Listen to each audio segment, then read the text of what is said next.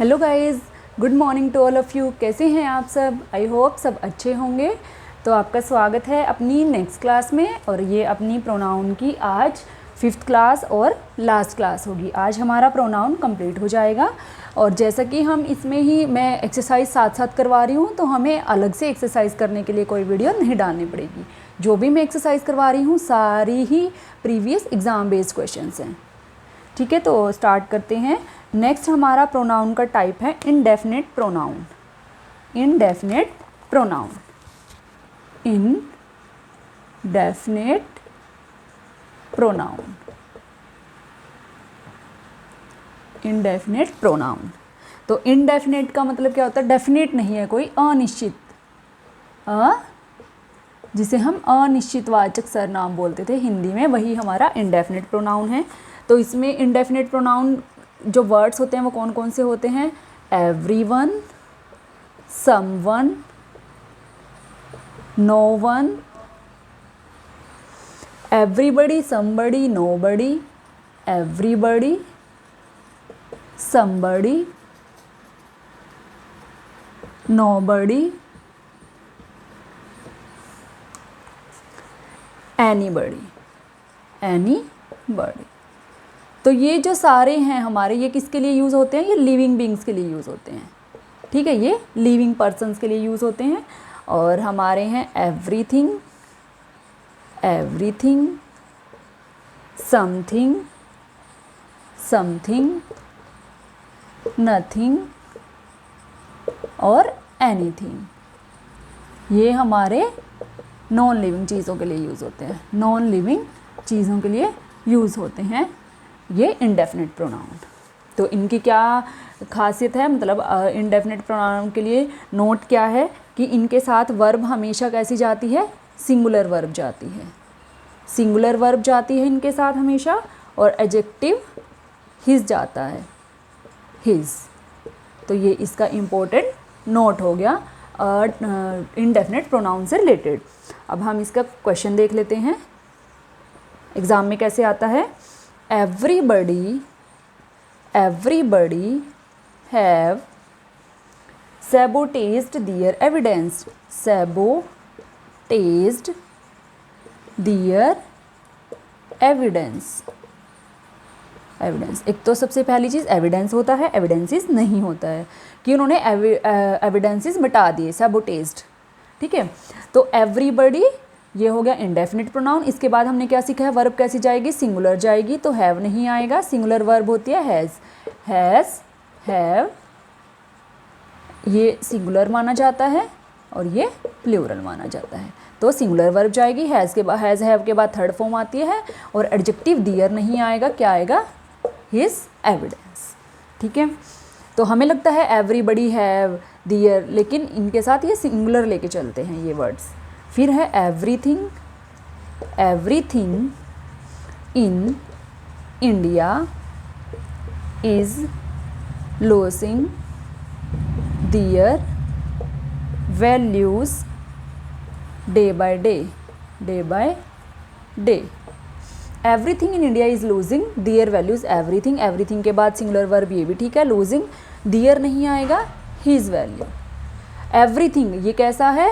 And non living है, तो his नहीं आएगा। क्या आएगा? It's value. ठीक है, नॉन लिविंग के लिए इट यूज़ कर रहे थे और इट का पोजेसिव इट्स हो रहा था, तो इट्स वैल्यू। नेक्स्ट टाइप है हमारा interrogative pronoun. Interrogative pronoun, interrogative pronoun. तो इंटेरोगेटिव प्रोनाउन अपने पता ही है आपको कौन से क्वेश्चन होते हैं, जैसे WH क्वेश्चंस आते हैं उसमें, व्हाट, विच, एट्सेट्रा, ये वाले। ठीक है, अब ये हमें बहुत कंफ्यूज करते हैं, व्हाट, विच, एट्सेट्रा। हम देखते हैं कैसे।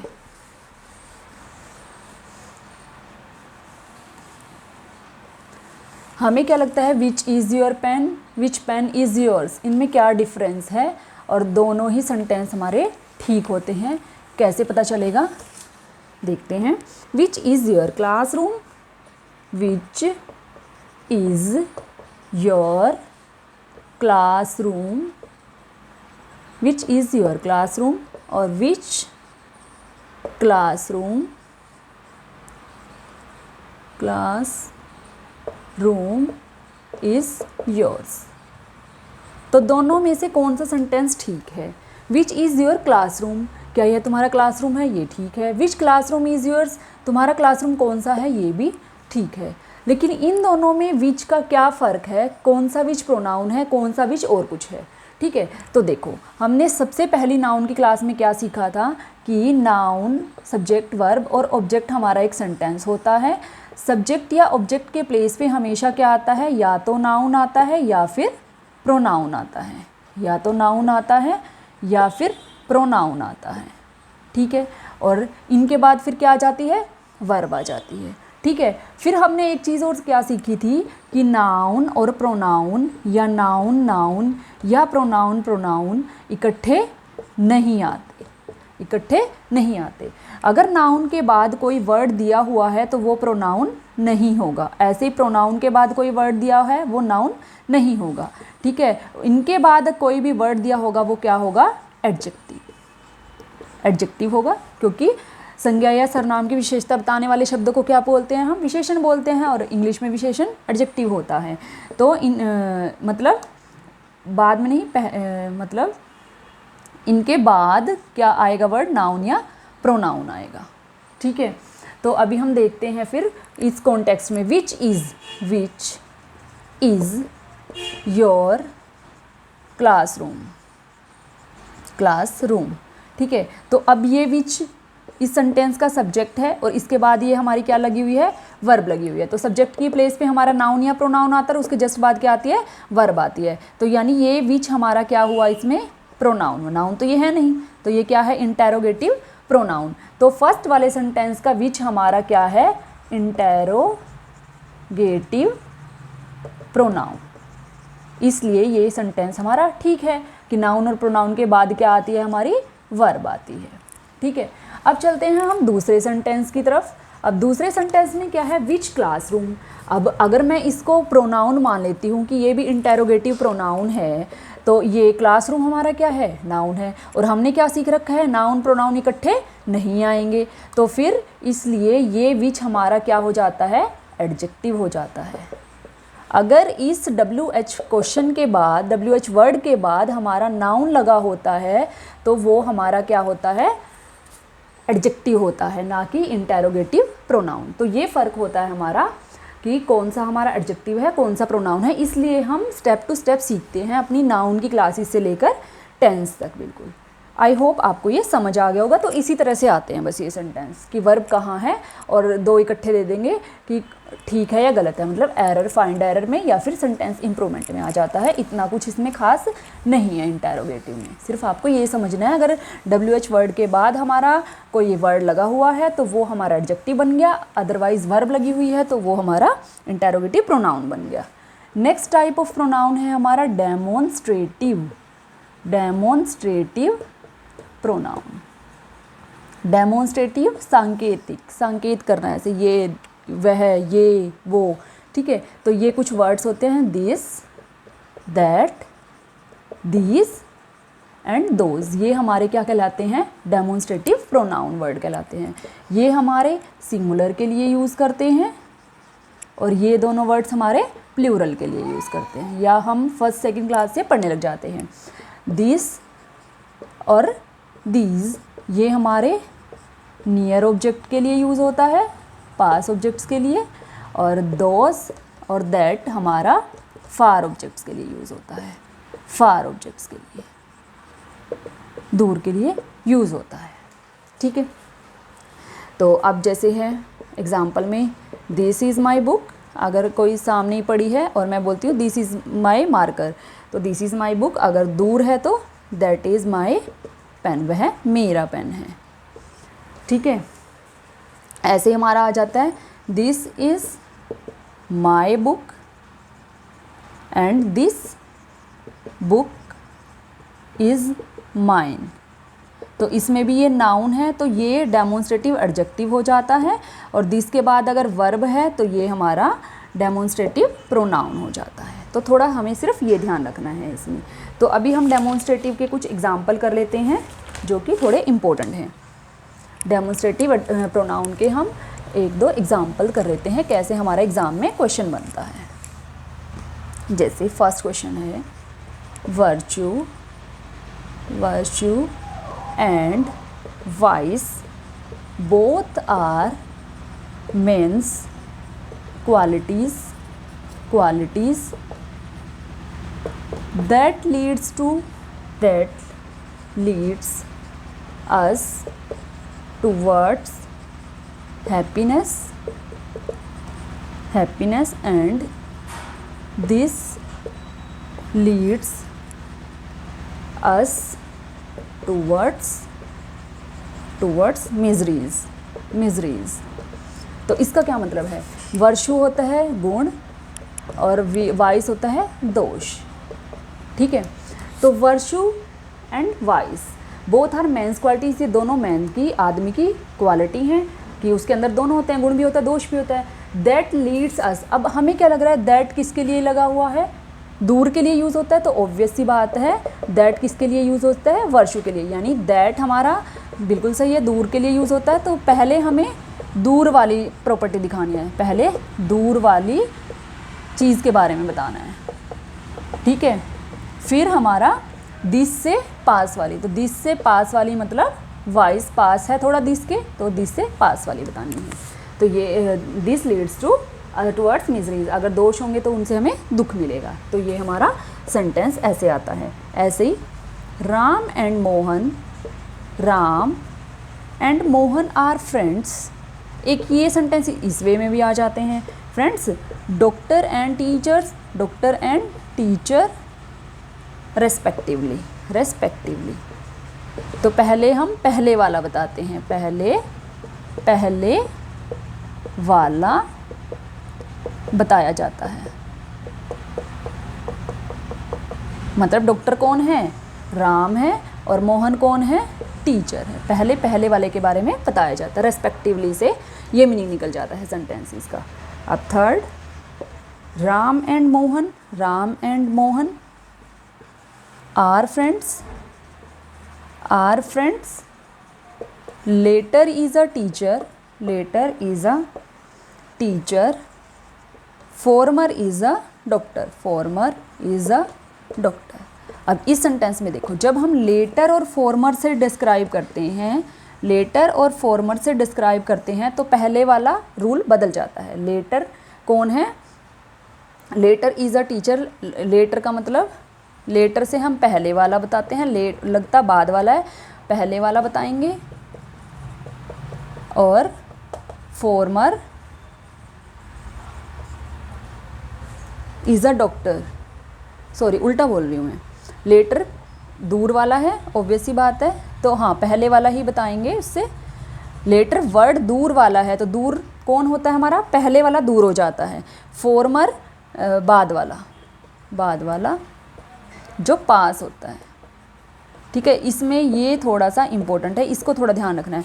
लेटर दूर वाला पहले बताएंगे, है ना। Latter is a teacher, teacher कौन है? टीचर है हमारा बाद वाला, टीचर बाद वाला है, उल्टा हो गया है। डॉक्टर है हमारा राम, लेकिन लेटर से बताएंगे क्योंकि वो दूर है। Latter is a teacher, former is a doctor, नहीं उल्टा है। फॉर्मर का मतलब पहले वाला और लेटर से बाद वाला, ये थोड़ा ध्यान रखना है इसका, ये थोड़ा कंफ्यूज कर रहा है बाद वाला, ठीक है। तो लेटर और फॉर्मर उसका उल्टा हो जाता है दिस दैट से, तो ये थोड़ा सा ध्यान रखना है।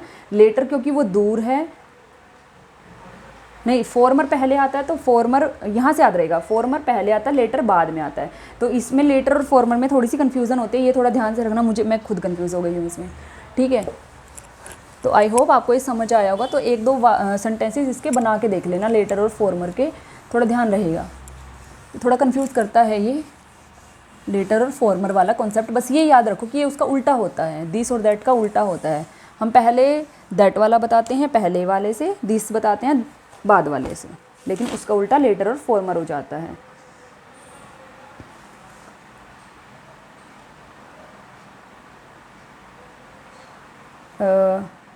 तो तो यहाँ तक था हमारा ये आज का प्रोनाउन टॉपिक, क्योंकि ये कंप्लीट हो गया है। उसके बाद कल की क्लास में हम करने वाले हैं नेक्स्ट चैप्टर एडजेक्टिव स्टार्ट। तो अगर आपको यहाँ तक नाउन में कोई प्रोनाउन में कोई प्रॉब्लम है या नाउन में भी कोई प्रॉब्लम है तो आप मुझे कमेंट बॉक्स में ज़रूर बता सकते हैं। तो अब हमारी नेक्स्ट सेशन है वोकैबुलरी सेशन। वोकैबुलरी सेशन, और आज हम करने वाले हैं 111 से 120 तक वर्ड्स, 111 से 120 तक। तो आज का हमारा फर्स्ट वर्ड है कोइवल। कोइवल, कोइवल, कोइवल का मतलब होता है ऑफ द सेम या इक्वल, सेम या इक्वल एज और duration, of the same age और इक्वल ड्यूरेशन कोइवल का मतलब होता है। अब देखो इसमें कोइवल, एक बार तो कौवा कौवा सा कुछ आवाज़ आ रहा है, कोइवल, और एक बार कुछ कोयल की आवाज़ आ रही है ना। तो कौवा एंड कोयल आर सेम एज के होते हैं, जैसे बोलते हैं काके कृष्ण पिके कृष्ण, दोनों काले होते हैं, लेकिन दोनों मान लो इक्वल ड्यूरेशन तक बोलते हैं, लेकिन दोनों की आवाज़ में फ़र्क होता है। Same age and same duration के लिए बोलते हैं, सेम ड्यूरेशन के लिए बोलते हैं। बस ये याद रखो, यहाँ से हमारी ट्रिक निकल के आ जाएगी कि ड्यूरेशन और एज को डिफाइन कर रहा है ये। सेकंड हमारा वर्ड है कोइफर, COIFEUR। अब ये थोड़ा ध्यान से देखना, COIFFEUR। इसका मतलब होता है a man who is here dresser, a man who is here dresser. ठीक है, एक मिनट रुको, अभी पहले इसी के साथ थर्ड वर्ड देखो, COEFURE,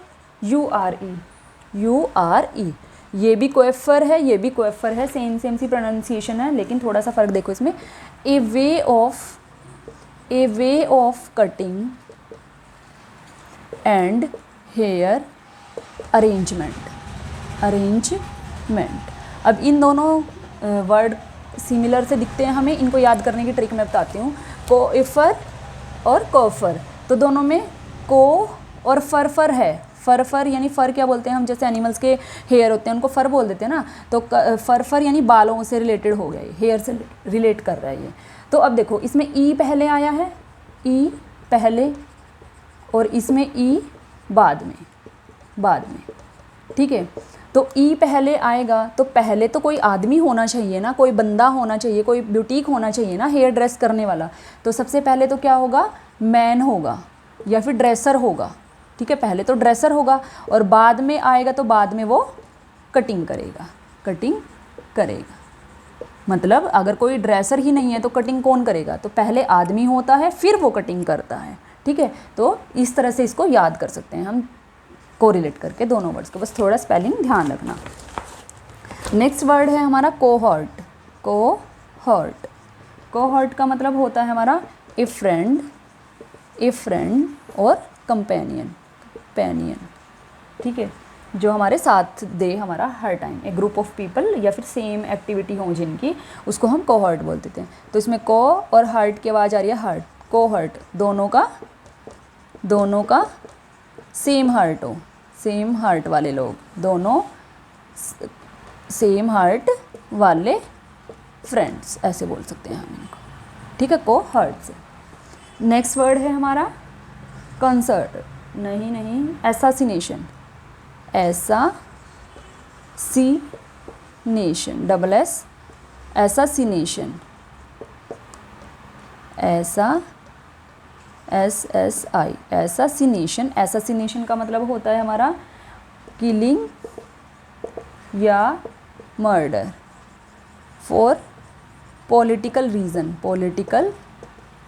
मतलब किसी को मार देना या हत्या कर देना किसी की पॉलिटिकल रीज़न के कारण, मंत्रियों के किसी की भी। तो एसासिनेशन में ऐसा इसी नेशन में होता है कि पॉलिटिकल रीजंस के कारण मर्डर कर दिया जाता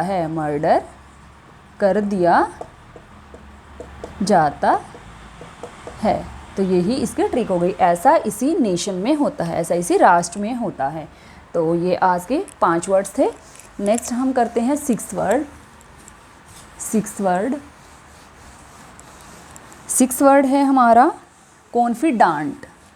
ऐसे मतलब मेरे बोलने का तरीका इसलिए ऐसा होता है कि हमें वर्ड का मीनिंग याद करने से मतलब है, तो हम उसे कैसे भी प्रोनाउंशिएट कर लें, क्या फ़र्क पड़ता है, ठीक है। तो नेक्स्ट 6 वर्ड है कॉन्फिडेंट। कॉन्फिडेंट देखो, कॉन्फिडेंट तो सबको ही पता है, ए ट्रस्टेड फ्रेंड।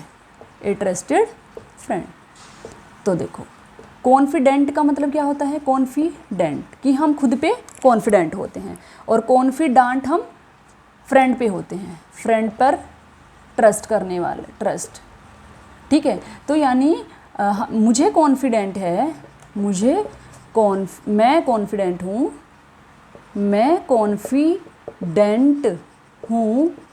अपने फ्रेंड पर कॉन्फिडेंट होने का क्या मतलब है कि मुझे उस पर ट्रस्ट है, सिंपल कॉन्फिडेंट। तो यानी जो मेरा फ्रेंड है, मेरा फ्रेंड क्या है, कॉन्फिडेंट है। हम खुद कॉन्फिडेंट होते हैं और जिस पे हम विश्वास करते हैं वो कॉन्फिडेंट होता है, ठीक है। तो 7th वर्ड है कॉन्सर्ट का मतलब भी हमारा इसमें हस्बैंड वाइफ कंपेनियन होता है, हस्बैंड वाइफ कंपेनियन, इसमें हस्बैंड वाइफ का कंपेनियन होता है, ठीक है। अभी हमने जो वर्ड पढ़ा था उसमें फ्रेंड का भी हो सकता है कोहर्ट में, लेकिन इसमें हस्बैंड वाइफ का। तो कॉन्सर्ट सुनते हैं हम, लाइव कॉन्सर्ट चलती हैं, है ना, कोई भी पोइट वर्ड आता है तो लाइव कॉन्सर्ट बोल देते हैं। तो कॉन्सर्ट देखने कौन चाहता है, हस्बैंड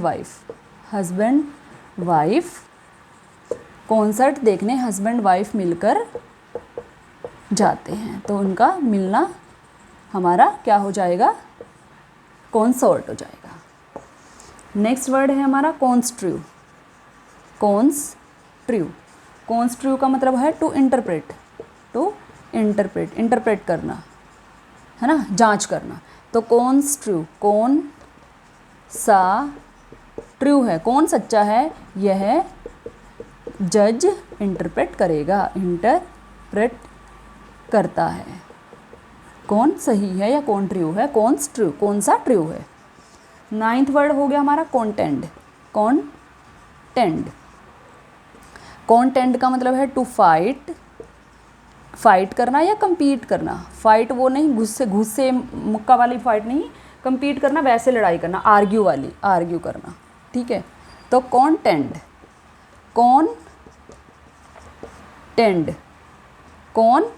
अटेंड करेगा, ये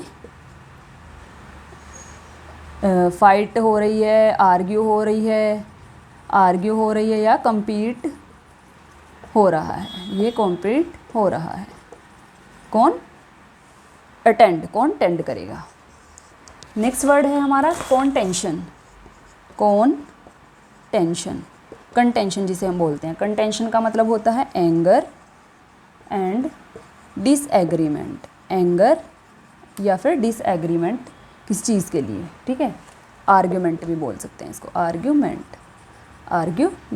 तो टेंशन, तो यानी इसी में छुप गया इसकी ट्रिक, कौन टेंशन, ऐसे ही कर लो बेशक, कौन टेंशन लेगा आर्ग्यूमेंट करके।